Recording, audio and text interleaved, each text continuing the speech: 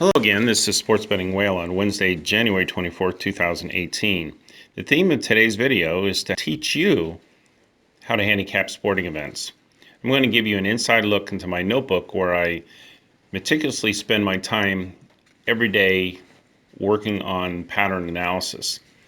Right now, I have in my hands something real intimate I want to share with you.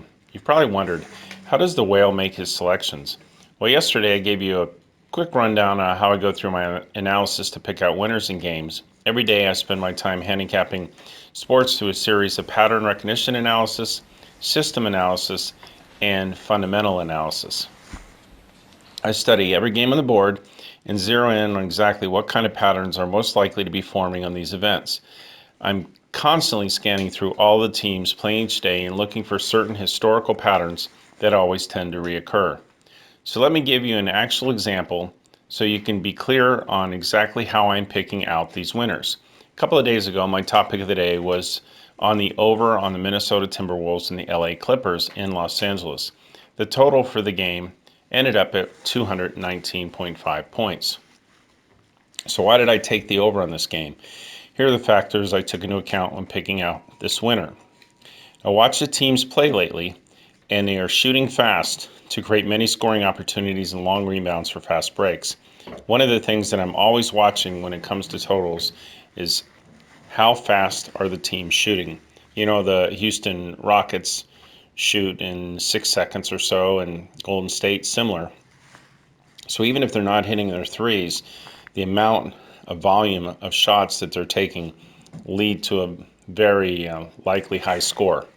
But you can't just take the teams that go over a lot to go over again. You have to look at how they're scoring, what their recent trends are compared to what the total for that night is. This particular game was 219 and a half, and I predicted it to be in the 230s is what I was telling everybody, at least 230s. So the point spread for the game was 2. This spread indicates that the game is likely to come down to the wire. Actually, knowing how these two teams are playing, I really did expect it to battle to the wire. These type of close situations tend to create many fouling opportunities that jack up the final score of the game, as well as the big bonus of the possibility of overtime. Both the Timberwolves and the Clippers are over teams so far for the season. Lately, the Timberwolves have been averaging 111 points a game. The Clippers have been averaging 116 a game. Clippers have been giving up over 110 points a game. Since Blake Griffin's come back for the Clippers, he's been running the court really well. If you watch any of the Clippers game, you'll see that he's racing down the court and oftentimes gets slam dunks or layups or gets fouled. Both teams were off 2 days rest. Historically, when teams are off 2 days rest, that's when they're going to score the most. You don't want them off too many days rest, and you don't want them back to back. My pattern analysis showed that the Clippers score many more points off a loss of 10 points or more. They are 13-9 to the over at home. They're now 7-3 on overs against Northwest opponents. They are now 9-3 overs when giving up 115 or more points the game before. My prediction was that the game would end up at a total of 230 or more. And since the total line was set at 219 and a half, this made it a double-digit cover for me, and it made it my best bet of the day. The final score was Minnesota 126 to Clippers 118. Without an overtime, that's a total of 244 points, so it went over by 24 and a half points, easily winning. The game actually went over the total with around 5 minutes left in the game, making it unsweatable at the end. We didn't even need all of the fouls, etc., as insurance. So I'm going to go through some of the notes today on Wednesday, January 24th, 2018. You'll see here the first one I was looking at was the early game in college basketball, Marquette at Xavier. Xavier's a 6.5 point favorite and totals 162.5. They played recently, so that's something I definitely wanted to look at. They played on December 27th, and Xavier won 91 to 87. That's a home loss for Marquette. Marquette's gone over the last 5 on the road, and they've been averaging 89 points. It's a lot. Xavier has Last 5 at home, they've been averaging 85 points to the over 8 and 6. So I definitely like the over.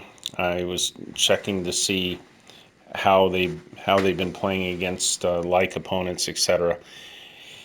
And I see this game landing in the high 160s to the 170s. If there's any crate fouling or overtime, you'll see it in the 180s.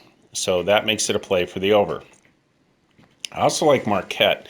Marquette's been a solid road team. You have revenge in this situation, and I'm comfortable that this game will come down to the wire. Marquette will win or keep it close, and the 6.5 should come into play. So my play here for all those factors was Marquette and over. Next one you'll see on the screen, 4 p.m., is Boston College at Syracuse. Boston College is getting 7, total 133. Boston College, last 5, they're 3-2 straight up, 3-2 against the spread. Here's what's really interesting. Against the conference, they're 3-4 straight up, but they're 6-1 against the spread. Syracuse has been trending down. Their last 5 games, they're 1-4 straight up and 1-4 against the spread. In the conference, they're 2-4 and 2-4. They've been averaging around 65 points a game and giving up around 67 points a game. So there's a little bit of revenge too. Syracuse beat them 76-53 last time they played.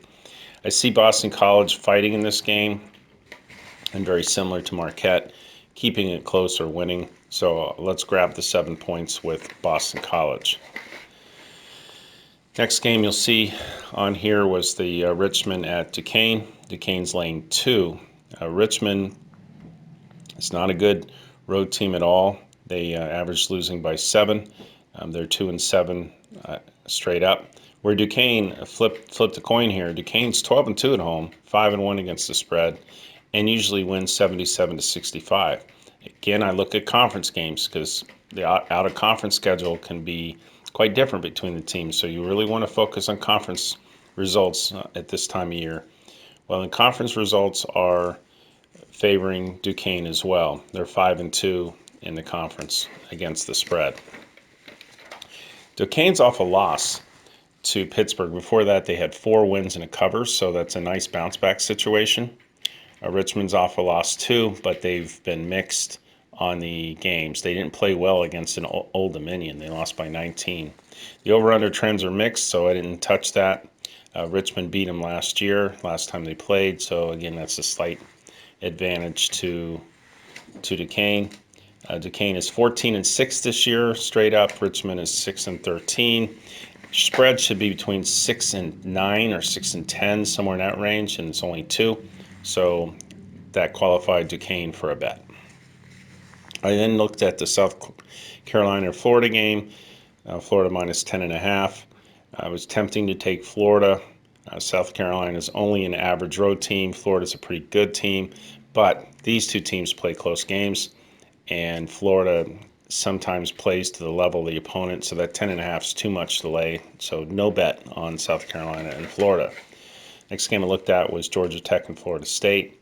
Georgia Tech is 1-5 straight up, 3-2 on the road, and in the conference they're 3-3 and 4-1, which is pretty impressive. But then you look at Florida State; they win by 19 at home. They're 8-1 at home, 4-2 against the spread. They're winning by 16 in conference games. So it's a tough one. I mean, I'm leaning Florida State, but it's not strong enough. They're laying 9.5. They might win by 10. They might win by 8. They might win by 20. But I don't like that 9.5 in the spot, so no bet. Next one was Rhode Island at Fordham. Rhode Island was very, very hot. Really wanted to take them, but you can't lay 14.5 on the road in this situation. The spread's just gotten too high for a road team. Rhode Island's, if it were flipped and Rhode Island was home, I'd lay the 14.5, and I'm not going to lay them on the road. They may end up killing them, but they may end up winning by 10 as well and get backdoored, so no bet. Indiana State and Southern Illinois. Looked at the analysis there. Spread's 2. Looks like it's going to be a close game. No bet. Indiana against Illinois. Illinois is a much better home team. Indiana's a terrible road team, so I was liking to find a way to take Illinois, but Illinois is ice cold right now, so no bet. Next one you'll see is St. Joe's against St. Bonaventure. There's a real home road dichotomy here. I look for these situations. They play out really well. St. Joe's is 2-8 on the road, and St. Bonaventure's is 6-1 at home, winning by an average of 22 points. And that trend has continued. So the play is to take St. Bonaventure minus 6.5. Next one you'll see here, Air Force and Utah State. Utah State minus 9, total 143. Both teams have really increased their scoring. So you have a recent trend pattern here that we want to ride the wave on. Recent scoring for Air Force, they've been scoring 73, giving up 76. Utah State 72 and 80. Air Force is playing much more competitive, so you're likely to get a lot of fouls at the end here. I see this game as coming in the high 140s to the low 150s, or if you get a lot of fouling, even higher than that. So you definitely want to take the over 143. Last one we're going to go over here in college is the Louisville-Miami game. Miami minus 4 over 138.5. This game should be very close, so no side. But again, that tends to be better for an over.